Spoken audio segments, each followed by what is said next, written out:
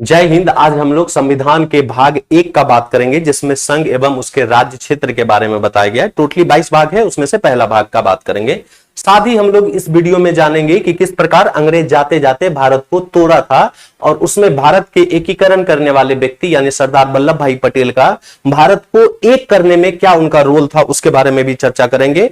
क्यों अभी 28 राज्य है और आजादी के समय में उतनी राज्य नहीं था, क्या था राज्य पुनर्गठन आयोग, उसके बारे में हम लोग चर्चा करेंगे। और बेरूबारी केस आप लोग बहुत बार सुने होंगे, पाकिस्तान का उसमें क्या रोल था, हम लोग टोटली चीज के बारे में चर्चा करते हैं। तो आप लोग वीडियो में बने रहिएगा, हो सकता है बड़ा रहे वीडियो में, ध्यान से समझिएगा कि बढ़िया से समझ आ जाएगा आप लोगों को। तो चलिए स्टार्ट करते हैं। भारत के संविधान के भाग 1 में संघ और उसके राज्य क्षेत्र के बारे में बताया गया है। तो एक बात समझिएगा, संघ जो है वो तुम्हारा हिंदी शब्द है। संघ यूनियन के लिए यूज होता है, फेडरल के लिए भी यूज होता है, लेकिन यूनियन और फेडरल में थोड़ा बहुत अंतर हो जाता है। इंग्लिश मीडियम वाला बच्चा इसीलिए थोड़ा बहुत आगे रहता है, तेज रहता है, अगर उसको पता रहता है। यूनियन क्या होता है, तो यूनियन जो होता है, जहां जिस देश के संविधान में यूनियन लिखा मिले, मतलब समझ जाना कि भाई साहब उस देश का जो संविधान है वो कह रहा है कि केंद्र ज्यादा मजबूत की स्थिति में होगा, राज्य उससे कम मजबूती में रहेगा। क्यों? तो क्योंकि अंबेडकर साहब का कहना था, संविधान सभा में उन्होंने कहा कि भाई साहब हमारे यहां राज्य ने मिलकर के केंद्र को नहीं बनाया है, केंद्र ने मिलकर राज्य को बनाया है, तो केंद्र ज्यादा मजबूती की स्थिति में रहेगी। लेकिन वहीं अमेरिका में देखते हैं तो अमेरिका में टोटली नंबर ऑफ स्टेट 50 गो है, ये टोटली 50 गो स्टेट है। यहां ये लोग ने राज्य ने मिलकर के केंद्र को बनाया है, इसलिए केंद्र और राज्य की जो है तुम्हारा मजबूती जो है वो बराबर रहती है। ठीक है। एक होता है कन्फेडरल, जो उस समय का तुम्हारा पास्ट का यूएसएसआर को देख लीजिए, 15 देशों का ग्रुप था तुम्हारा। 15 देश में टोटली आ जाता था, लुथानिया आ जाता था, बेलारूस आ जाता था, यूक्रेन आ जाता था, मोल्डोवा आ जाता था, जॉर्जिया आ जाता था। ये टोटली 15 देशों का ग्रुप था तुम्हारा। इसमें क्या होता है, इसमें 2 या 2 से अधिक देश मिलकर के क्या करता है, एक समूह बना लेता है तुम्हारा। लेकिन एक बात समझिएगा, इसमें जो छोटे छोटे जो राज्य होते हैं, जो देश होते हैं, उसको ज्यादा ही मजबूत रहता है। यहां केंद्र का पावर 0 हो जाता है, जब मन तब अलग हो जाए। अभी रशिया और यूक्रेन का मार देख रहे होंगे आप लोग, युद्ध चल ही रही है तुम्हारा, हालांकि मोदी जी गए तो कुछ कर रहे किए थे। अब ध्यान से समझिएगा, यूक्रेन को मार रखा है तो भाई साहब बाप तो यही था, पिताजी तो यही थे। जब बेटा भाई साहब निकलने लगता है तो कभी कभी होता है कि चलो इसको सबक सिखाया जाए। तो यही चीज तुम्हारा यहाँ पे यूक्रेन और रशिया का मेन था तुम्हारा। हालांकि नाटो का एक अलग वीडियो बनाएंगे, नाटो में एंट्री हो रहा था इसलिए हुआ। अब हम लोग संविधान के अनुच्छेद 1 के बारे में बात करते हैं। अनुच्छेद 1 कहता है कि भारत अर्थात इंडिया, यानी इंडिया या इंडिया दैट भारत या भारत दैट इंडिया, कुछ भी बोलो, राज्यों का एक संघ होगा तुम्हारा। यहां राज्यों का जो संघ होगा उसको 3 प्रकार के क्षेत्र में बांटा गया है। एक बात ध्यान से समझिएगा, एक तो भारत में जितने भी राज्य हैं वो तुम्हारा अनुच्छेद 1 में आएगा। तो अनुच्छेद 1 में कितने, 28 गो राज्य हो जाएगा।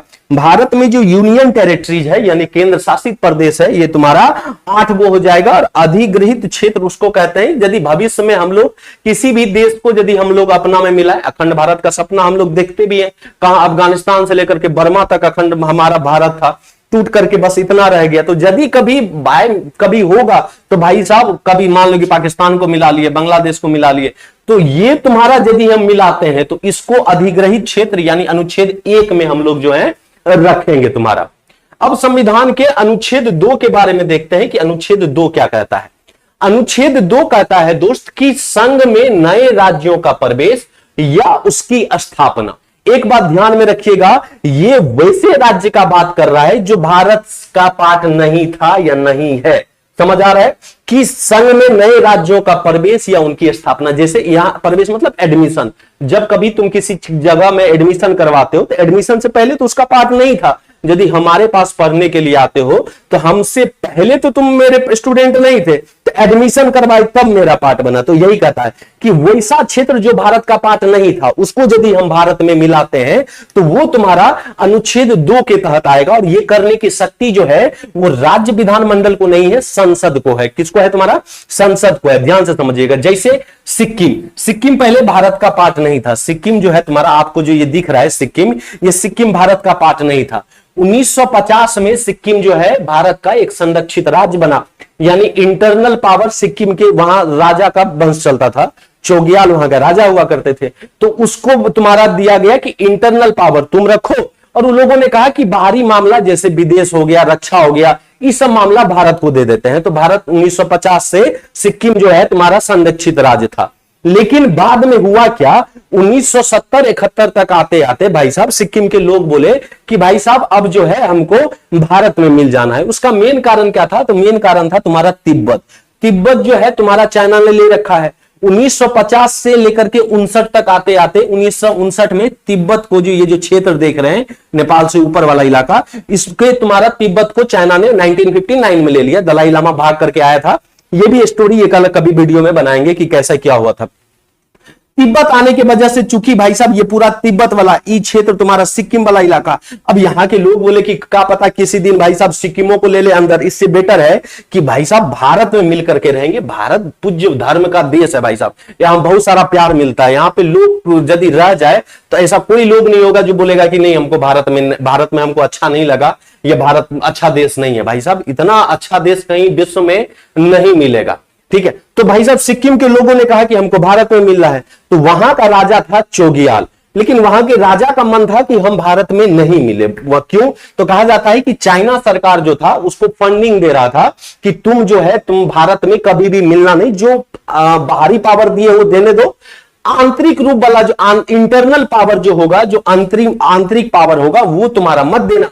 तो कहा जाता है कि चोगियाल को चूंकि फंडिंग मिल रहा था, तो फंडिंग मिल रहा था तो बोला कि भाई साहब ऐसा करते हैं। लेकिन यहां के लोग बोले कि नहीं हमको भारत में मिला ही दो, हमको भारत में मिलना ही है। तो उस समय कहा जाता है कि भारत की आयरन लेडी यानी इंदिरा गांधी, तो कहा जाता है कि वहां के लोगों के प्रेशर में आने के बाद चोगियाल जो है तुम्हारा 35वां संविधान संशोधन 1974 के तहत जो है तुम्हारा ये सिक्किम को भारत का सहराज्य बनाया। सहराज्य का मतलब हो गया कि टोटली रूप से अभी भी नहीं आया है तुम्हारा। तो उसके लिए आर्टिकल 2A जोड़ा गया, यानी अनुच्छेद 2 में संशोधन हुआ था तुम्हारा, क्योंकि बोल रहे नए राज्य का प्रवेश, सिक्किम नए राज्य हुआ था तो अनुच्छेद 2 में हुआ तुम्हारा। तो भाई साहब उसके लिए आर्टिकल 2A जोड़ा गया। तो जब फिर चोगियाल यहां से गया तुम्हारा, दिल्ली से गया तुम्हारा, फिर तो सिक्किम के लोग बोले कि क्या हो मिला, तो बोले कि मिले तो लेकिन खुश रहो कि आप पावर हम लोग अपने रखे। बोले मार चप्पल से कपार फाड़ देंगे।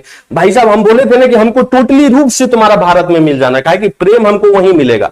ई पगला सबका कोई ठीक नहीं, आज तिब्बत के या कल तुम्हारा पहुंच जाएगा सिक्किम, तब दिक्कत हो जाएगा। तो कहा जाता है कि चोगियाल फिर आता है, और चोगियाल फिर अपने मन से नहीं आया, उसका भी एक अजब स्टोरी है। हमारे सेना भी पहुंचे थे तुम्हारा मारने के लिए। तो कहा जाता है कि एक और संविधान संशोधन हुआ, 36वां संविधान संशोधन 1975, और कहा जाता है कि इस संविधान संशोधन के तहत सिक्किम हम लोग का पूर्ण राज्य बना, यानी 22वां राज्य भारत का बनता है तुम्हारा। और उसी में तुम्हारा आर्टिकल 2A को भी समाप्त कर दिया गया था। अब जब स्वराज्य रहा नहीं, अब पूर्ण राज्य बन गया, तो आर्टिकल 2A का क्या लेना देना, तो इसको समाप्त कर दिया गया। तो आर्टिकल 2 बस ध्यान से समझिएगा कि वैसा राज्य जो भारत का पार्ट नहीं है, और यदि वैसे राज्य को हम भारत में मिलाते हैं तो आर्टिकल 2 में जो है, अनुच्छेद 2 में जो है वो संशोधन होगा। और संशोधन करने की शक्ति किसके पास, तो संसद के पास है। ध्यान से समझिएगा। अब आते हैं आर्टिकल 3 के पास, जो है तुम्हारा आर्टिकल 3 क्या कहता है। आर्टिकल 3 कहता है कि नए राज्यों का निर्माण और वर्तमान राज्यों के क्षेत्र सीमाओं में परिवर्तन। कहने का मतलब बात ध्यान से समझिएगा। आर्टिकल 2 था कि वैसा राज्य जो भारत का पार्ट नहीं था, ठीक है, और आर्टिकल 3 कह रहा है कि वैसा राज्य जो भारत का पार्ट है, उसमें यदि तुम उथुर पुथुर करते हो, यानी इधर का सामान उधर कर देते हो, नाम बदल देते हो, क्षेत्र बदल देते हो, एगो बड़का गो राज्य है, दोनों को काट के दूगो अलग अलग राज्य बना देते हो। यदि अपने देश के अंदर करोगे तो आर्टिकल 3 में करेगा, और यदि देश से बाहर वाले को यदि देश में करोगे तो आर्टिकल 2 में करेगा। ध्यान से समझिएगा। लेकिन एक बात ध्यान से समझिएगा, जैसे फॉर एग्जाम्पल कहने का मतलब है कि मान लो कि भाई साहब पहले बिहार और झारखंड एक था, ये जो है तुम्हारा बिहार और झारखंड जो है तुम्हारा एक था। 2000 ईस्वी में भाई साहब बिहार और झारखंड अलग हुआ तुम्हारा। अब ध्यान से समझो, अब ई जो तुम्हारा किया, तो ई जो तुम्हारा किया तो पहले कुछ इस प्रकार का था, लेकिन भाई साहब हुआ क्या, तो 2000 ईस्वी में झारखंड जो है तुम्हारा एक अलग राज्य बन गया। ये तुम्हारा झारखंड बन गया, और ये तुम्हारा बिहार ऑलरेडी से पहले से था। तो जब ऐसा हुआ तो किस अनुच्छेद में किया होगा, अनुच्छेद 3 में किया होगा। क्या है, तो बिहार तो भारत के अंदर है ना, सिक्किम जैसा नहीं ना कि भारत के बाहर था, तो भारत के बाहर यानी 2, अब भारत के अंदर यानी 3। तुम्हारा क्लियर है। एक बात ध्यान से समझिएगा, लेकिन ऐसा जो किया होगा संसद अपने मन से नहीं किया होगा, इसमें कुछ शर्त है। क्या शर्त है तुम्हारा, तो तो पहला शर्त है कि राष्ट्रपति की सिफारिश के बाद संसद ऐसा कर सकता है। राष्ट्रपति बोलेगा कि हाँ हो कर दो, जैसे यदि 2000 ईस्वी में किया झारखंड बिहार को, तो भाई साहब उस समय तो बिहार था, तो बिहार के विधानमंडल को यानी तुम्हारा राष्ट्रपति बोला होगा संसद को कि हाँ तुम काट दो, झारखंड को अलग बना दो, बिहार को अलग बना दो। लेकिन एक शर्त और है कि जब ऐसा होगा राष्ट्रपति संबंधित राज्य विधानमंडल को भेजेगा। यानी कहने का मतलब कि मान लो कि जब बिहार और झारखंड अलग हुआ होगा तो राष्ट्रपति भाई साहब बिहार के जो विधानमंडल उस समय होंगे उसको भेजा होगा कि देख हम बिहार को 2 पार्ट में बांट रहे हैं, एक तो तुम्हारा बिहार रहबे करेगा, उत्तर वाला बिहार हो जाएगा और दक्षिण वाला झारखंड हो जाएगा।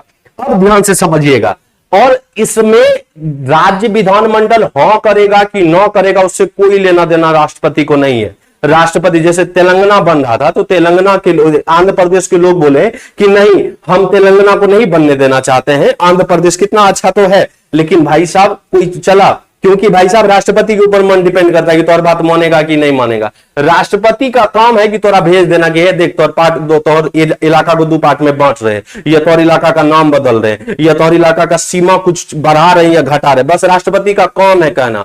राज्य हाँ करे या ना करे राष्ट्रपति को कोई लेना देना नहीं है।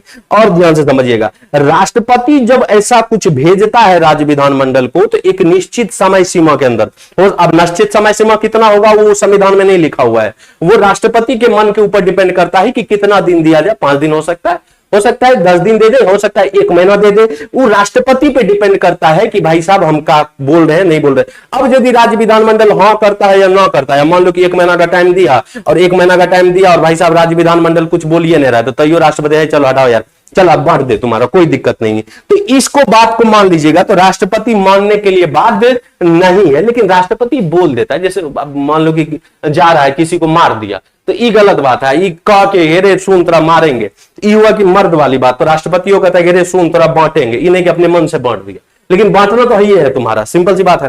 तो आर्टिकल 3 जो है तुम्हारा ये कहता है। लेकिन एक बात समझिएगा, क्या भारत जो अभी 28 गो राज्य है उतने ही राज्य थे? अब बात थोड़ा सा पीछे लेके चलना पड़ेगा कि भाई साहब किस प्रकार अंग्रेजों ने तोड़ने का भी कोशिश किया था। ध्यान से समझिएगा, 1947-46 तक आते आते ऐसा लगने लगा था कि भारत अब आजाद हो जाएगा। भारतीय स्वतंत्रता अधिनियम बनाया गया 1947 में, माउंटबेटन योजना आया था। माउंटबेटन योजना 3 जून 1947 को आया। उसके बाद कहा जाता है कि उसी योजना को ध्यान में रखते हुए ब्रिटिश पार्लियामेंट ने एक एक्ट बनाया। उस एक्ट को भारतीय स्वतंत्रता अधिनियम यानी इंडिया इंडिपेंडेंस एक्ट 1947 कहा जाता है। 18 जुलाई 1947 को ब्रिटेन का जो राजा था उसने साइन कर दिया, भाई साहब अब भाई साहब भारत को आजादी मिल जाए। अब उस समय इस एक्ट में एक प्रोविजन था, इस एक्ट में प्रोविजन था कि चूंकि जिन्ना का जिद था, तो जिन्ना का जिद के कारण भाई साहब भारत में टूटना पड़ा, भारत कई पार्ट में टूटा, तुम्हारा कई लोग मारे गए उस पगला के जिद के कारण। तो ये जिन्ना के जिद के कारण जो है भाई साहब माउंटबेटन और अंग्रेज तो चाहता ही था कि अंदर अंदर तोड़ दे। अब अंग्रेजों ने इस एक्ट में कहा कि भारत एक तो भारत बनेगा तुम्हारा, दूसरा कहा कि उससे अलग होकर के एक पाकिस्तान बनेगा, पाकिस्तान भी 2 गो, एगो पूर्वी पाकिस्तान एगो पश्चिमी पाकिस्तान। तीसरा मुद्दा आया देसी रियासत का। देसी रियासत उस समय करीब करीब भारत में 550 प्लस था तुम्हारा, भारत में करीब करीब 552 के देसी रियासत था तुम्हारा। ये जो देख रहे हैं ये सब सारी जो है तुम्हारा, ये जो येलो कलर में आपको दिख रहा है टोटली का टोटली तुम्हारा देसी रियासत है। देखो कितना, यदि पटेल जी नहीं रहते तो आज भारत की हाल कुछ इस प्रकार रहता कि भारत में कई कितने देश रहते। तुम्हारा ये येलो येलो वाला देख सकते हैं कि कितना तुम्हारा उस समय देसी रियासत था। ये तो भाग इन व्यक्ति का था जो जिन्होंने तुम्हारा एकीकरण किया, भारत के सभी राजाओं को एक सबक सिखाया। इनका एक बहुत ही बेहतरीन व्यक्ति थे जो तुम्हारा उस समय कहा जाता है आईएएस अधिकारी थे, इनका नाम था बीपी मेनन। बहुत हेल्प किया था इन्होंने तुम्हारा भारत में एकीकरण का, यानी तुम्हारा किसका, तो पटेल का तुम्हारा इन्होंने बहुत हेल्प किया था। अब हुआ क्या, तो कहा जाता है कि टोटली जो है करीब करीब 549 गो को मिला लिया था, लेकिन 3 गो जो है देसी रियासत वो तुम्हारा नहीं मिल पाया था। एक जिसमें से ये तुम्हारा कौन सा, गुजरात वाला इलाका, जहां का तुम्हारा कहा जाता है कि नाम राजा का महावत खां था, लेकिन मोहब्बत इसको पाकिस्तान से। एक तुम्हारा हैदराबाद, ये तुम्हारा सबसे बड़ा देसी रियासत था हैदराबाद, और सबसे ज्यादा पैसा वाला भी देसी रियासत था तुम्हारा। और तीसरा तुम्हारा एक कश्मीर, ये वाला इलाका जो आप देख रहे हैं, ये वाला इलाका। तो ये 3 इलाका ऐसा था जो भाई साहब उसका अलगे फंडा था। इनका इसका कहना था कि हमको पाकिस्तान में जाना है, इसका कहना था कि हमको एक अलगे देश बना दो, हम किसी ना भारत में मिलना चाहते ना पाकिस्तान में। इसका भी कहना था कि हम भारत में ना पाकिस्तान में। तीनों को अलग अलग रूप से लिया गया। यहां पे तुम्हारा जनमत संग्रह करवा करके लिया गया, यहां ऑपरेशन पोलो चला था, सैन्य कार्रवाई किया गया था, और भाई साहब राजा हरि सिंह से विलय पत्र पे साइन करवाया गया था। ये तीनों को कैसे मिलाया गया था, इसका अलग स्टोरी है। तो भाई साहब इतना 549 गो को तुम्हारा भारत में इस व्यक्ति ने मिला लिया, लेकिन बाद में उस तीनों को भी मिलना पड़ा तुम्हारा। अब जब अंग्रेज जा गए, चल गए, तो जब हमारा संविधान लागू हुआ, तो जब हमारा संविधान लागू हुआ यानी 26 जनवरी 1950 को, तो भाई साहब अंग्रेजों ने 4 ग्रुप में बांटा हुआ था तुम्हारा, group A, group B, group C, group D. Group A में 9 गो राज्य था तुम्हारा, ग्रुप बी में कहा जाता है कि भाई साहब इसमें भी 9 गो था, देसी रियासत वाला था। 10 गो जो था, ये जो देख रहे हो वो ब्रिटिश के अंतर्गत जो कमिश्नरी हुआ करती थी वो, और एगो उस समय अंडमान निकोबार जो था वो तुम्हारा यूटी था, जिसको ग्रुप डी में रखा गया था तुम्हारा। तो इतने पार्ट में तुम्हारा बांटा गया था। अब भारत में जो इतने राज्य बांटा गया था, और आज जो 28 गो राज्य देखते हो, इसकी प्रक्रिया यहीं से शुरुआत होती है, यानी राज्य पुनर्गठन की जो है तुम्हारा यहां से शुरुआत होता है।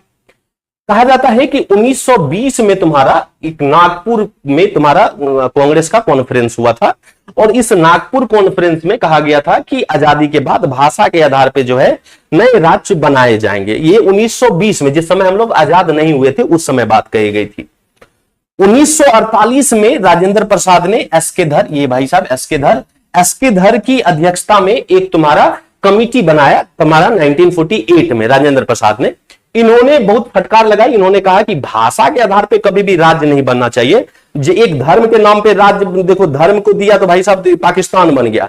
अब भाषा करेगा तो भाई साहब भारत एक डाइवर्सिटी वाला देश है, यहाँ हर एक 5 किलोमीटर पे भाषा चेंज हो रहा है। कन्नड़ वाला बोलेगा कर्नाटक अलग कर दो, तेलुगु वाला बोलेगा कि भाई साहब आंध्र प्रदेश अलग कर दो, तमिल वाला बोलेगा तमिलनाडु अलग कर दो, बंगला वाला बोलेगा पश्चिम बंगाल अलग कर दो।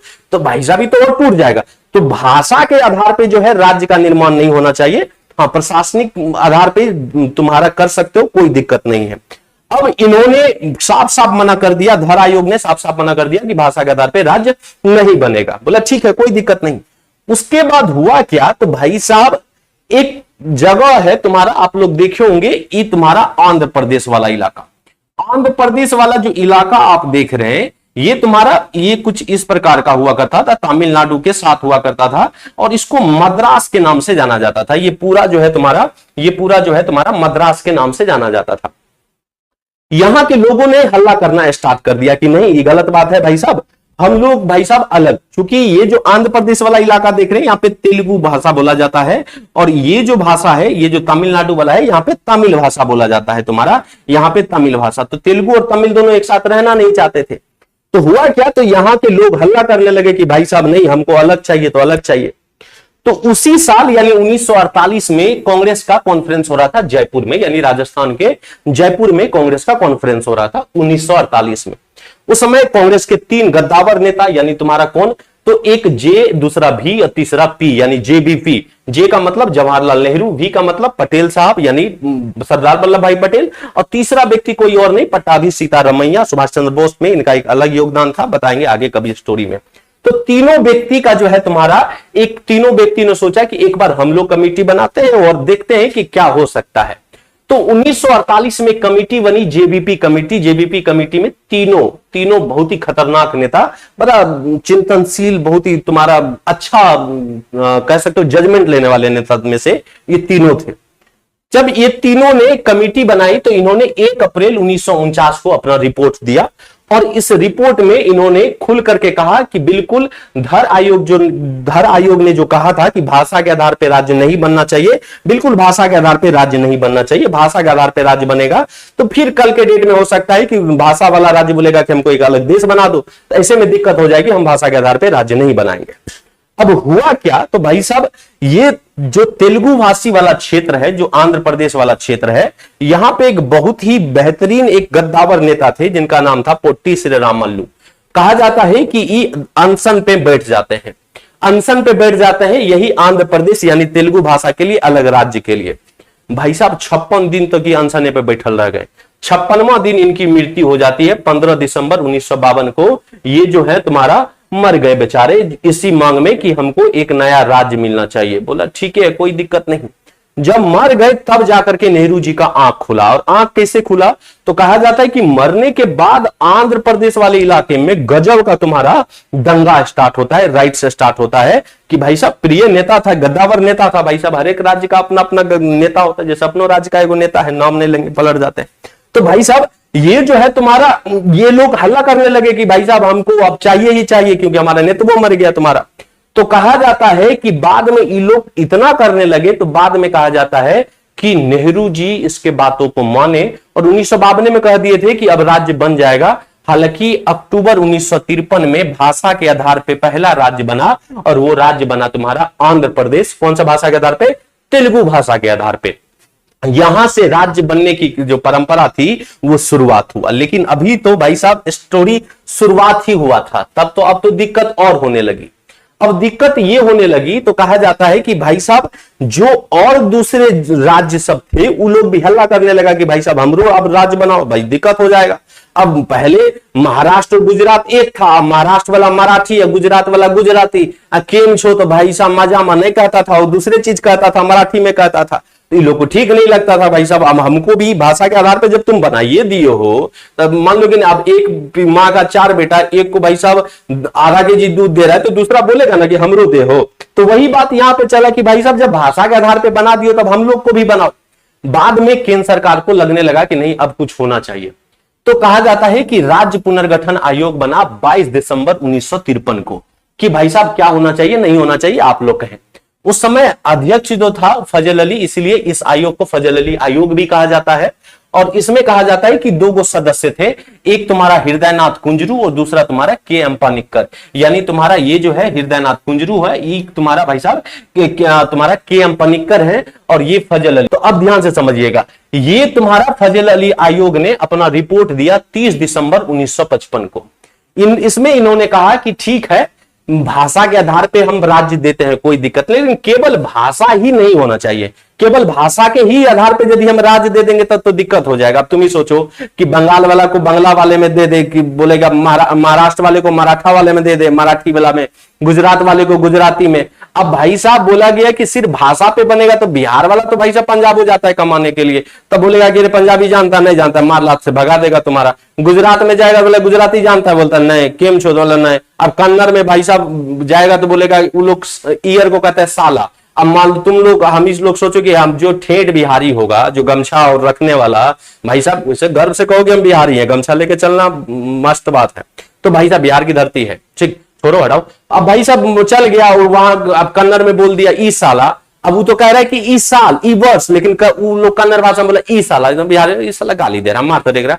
तो भाई साहब भाषा के आधार पे तो दिक्कत हो जाएगा। तो बोला केवल भाषा नहीं होना चाहिए तुम्हारा, वित्तीय भी होना चाहिए तुम्हारा, प्रशासनिक भी होना चाहिए, सुरक्षा को भी ध्यान में रखना चाहिए। सुरक्षा सबसे बड़ी चीज है भाई साहब, नहीं होगा तब दिक्कत हो जाएगा। है कोरबो लोरबो जीतबो रे, बांग्लादेश में मिलबो रे, तो भाई साहब तब तो दिक्कत हो जाएगा। तो सुरक्षा भी तुम्हारा होना चाहिए तुम्हारा। तो ग्रुप एक तो ये बात कहा गया कि भाषा ठीक है, लेकिन केवल भाषा पे नहीं, इस सब का भी ध्यान रखा जाए। फिर बोला इसने, यानी ये जो राज्य पुनर्गठन आयोग था, इसमें कहा गया कि जो group A B C D जो था तुम्हारा, जो 9-9-10 गो था, बोले कि इसको समाप्त कर दो तब। तो भाई साहब इसको समाप्त कर दिया गया 7वां संविधान संशोधन 1956 के द्वारा। जो है तुम्हारा ये जो ग्रुप वाला सिस्टम था एबीसीडी वाला, इसको समाप्त कर दिया गया। और इसने फजल अली आयोग ने, यानी राज्य पुनर्गठन आयोग ने कहा 16 राज्य और 3 गो यूटी बना दो। बाद में सरकार ने इसके बातों को अपनाया, लेकिन 16 गो राज्य नहीं, 14 गो राज्य और 6 गो जो है तुम्हारा यूटी बना। अब भाई साहब हुआ क्या तुम्हारा, तो अब जब आगे देखिएगा तो गुजरात 15वां बना, नागालैंड 16वां बना, हरियाणा 17 बना, हिमाचल 18 बना। ऐसे बनते बनते देखिए टोटली यहां पे लिखा हुआ है कौन कब कैसे क्या बना, टोटली यहां पे लिखा गया। तो ऐसे करके करके जो है तुम्हारा राज्य बना। ये सब जितने भी बन रहे अनुच्छेद 3 के तहत बन रहे, ध्यान से समझिएगा, क्योंकि ये भारत के अंदर हो रहा है। हम बोले थे कि 3 क्या होगा, भारत के अंदर, बाहर वाला अनुच्छेद 2 में, लेकिन अंदर वाला अनुच्छेद 3 में, ध्यान से समझिएगा। अब जब हम आगे बात करते हैं हम तुम्हारा, तो अनुच्छेद 4 का बात करते हैं। अनुच्छेद 4 में क्या लिखा हुआ था कि अनुच्छेद और 2-3 में जो संशोधन होगा वो साधारण बहुमत के द्वारा होगा। बात को समझिएगा, इसमें कहा गया कि अनुच्छेद 2 यानी तुम्हारा राज्य से बाहर वाला को यदि मिलाते हैं और 3 यानी अंदर वाला को यदि हम कुछ हो करते हैं तो ये साधारण बहुमत हो जाएगा। साधारण बहुमत का मतलब हो गया कि लोकसभा में मान लो कि 543 गो सीट है, तो 543 गो सीट है तो बोल दिया कि आधा से एक ज्यादा तुम्हारा, तो 272 प्लस 1 कर दो तो यानी 273 कर दो, बोल दिया तो भाई साहब मिला दिया। ये साधारण बहुमत इसको कहते हैं। एक 2/3 बहुमत होता है, वो अलग बताएंगे। बोले कि इसमें संविधान संशोधन नहीं होगा, यानी 368 नहीं, अनुच्छेद 368 का प्रयोग नहीं होगा। अनुच्छेद 368 संविधान संशोधन के बारे में बताता है। बोला कि साधारण बहुमत द्वारा ऐसा तुम कर सकता है। ठीक था, कोई दिक्कत नहीं था। लेकिन बाद में दिक्कत हुई। एक दिक्कत कहां से हुई? वो दिक्कत हुई बेरूबारी से। ये बंगाल में आप लोग देखे होंगे, पश्चिम बंगाल में जलपाईगुड़ी का नाम सुने होंगे।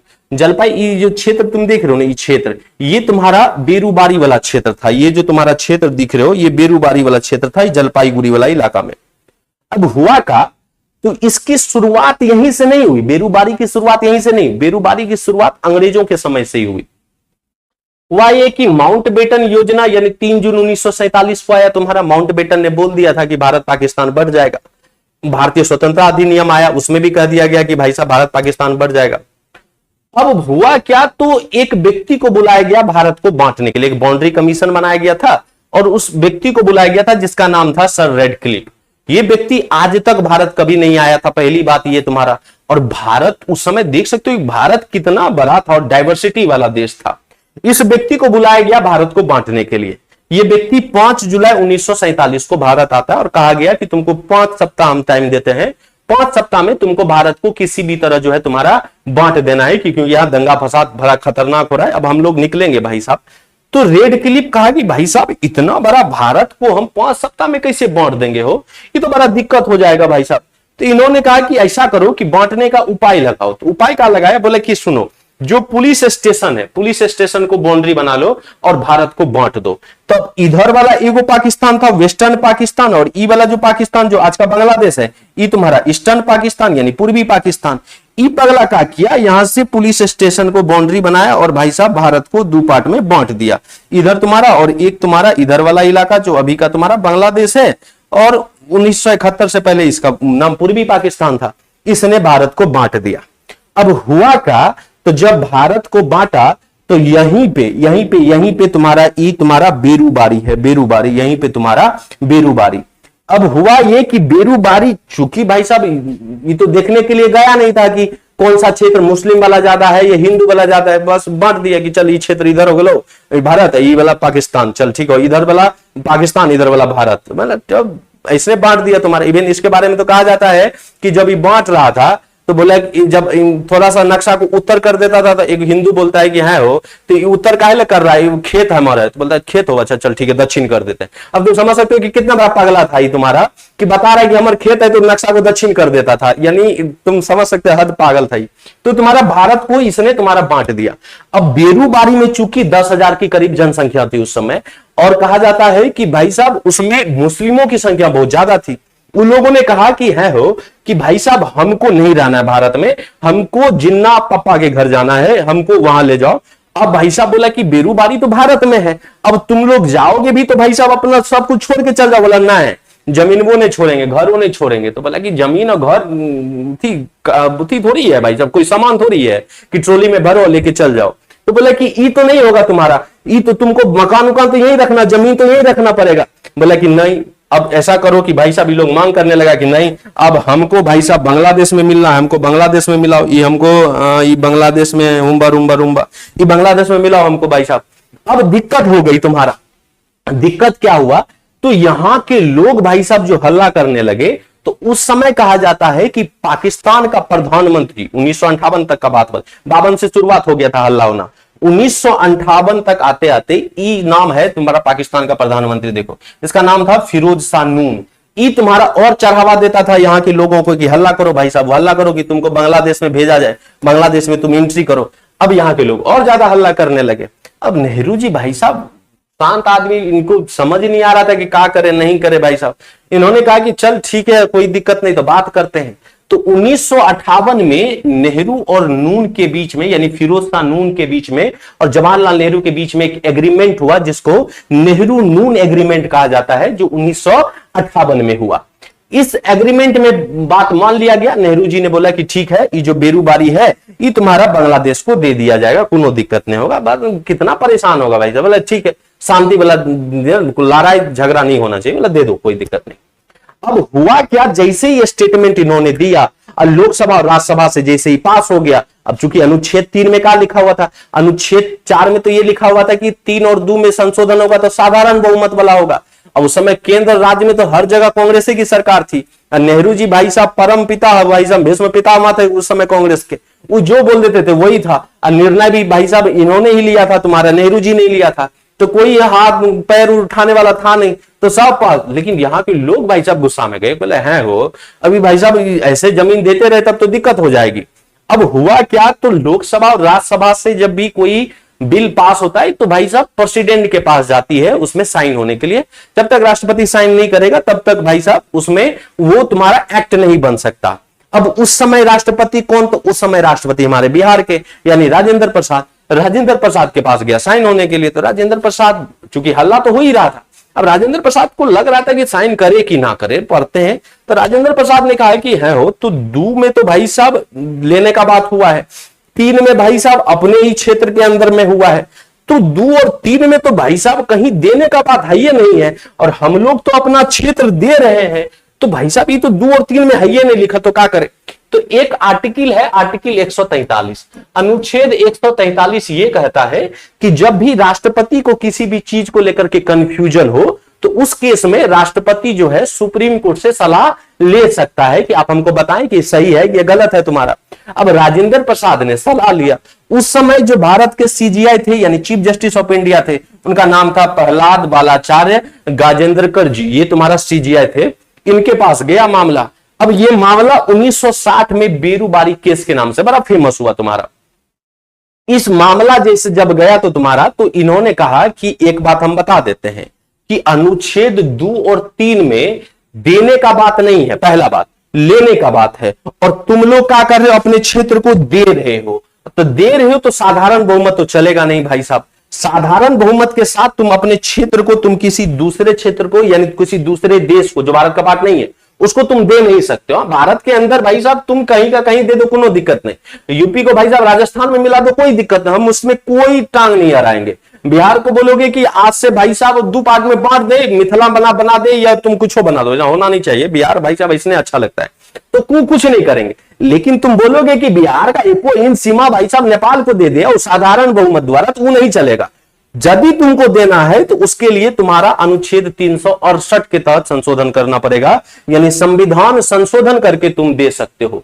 तो समझ आया, यही केस था बेरूबारी केस तुम्हारा, और यही जस्ट सीजीआई थे जिन्होंने ये तुम्हारा अब बताया था तुम्हारा। तो बाद में कहा जाता है कि इनके बातों को ध्यान में रखा गया और नेहरू जी ने एक नया संविधान संशोधन किया, 9वां संविधान संशोधन 1960, और कहा जाता है कि इस संशोधन करके बेरूबारी को जो है तुम्हारा बांग्लादेश में दे दिया गया। ये देख रहे हैं, ये जो है तुम्हारा ये बेरूबारी है तुम्हारा, जो अब बांग्लादेश का पार्ट बन गया तुम्हारा।